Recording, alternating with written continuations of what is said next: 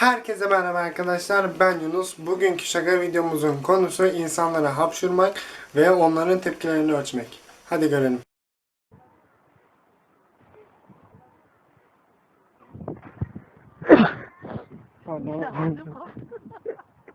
Aradan.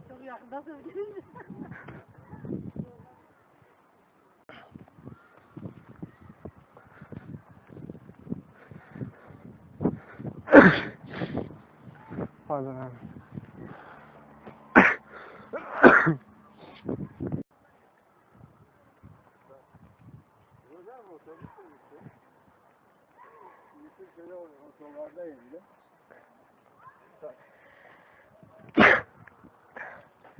Çok özür dilerim abi. Peçete vereyim mi abi? Dedi ne? Peçete vereyim mi? Bana da öyle dediler.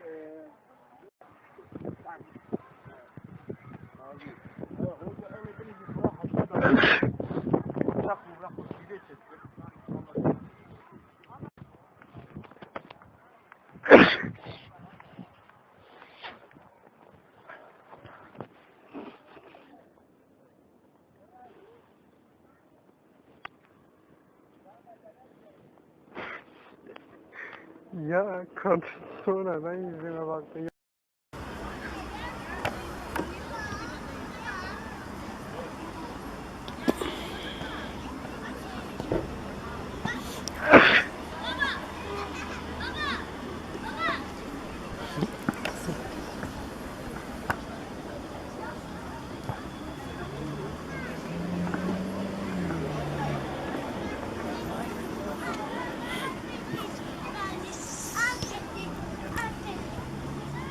Videoyu izlediğiniz için teşekkürler. Lütfen abone olmayı unutmayın. Siz abone oldukça daha fazla video çekmeye çalışacağım.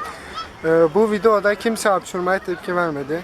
Saygıdan mıdır anlamadım. Bayağı bir hapşurduk ama tepki alamadık. Teşekkürler. Görüşürüz.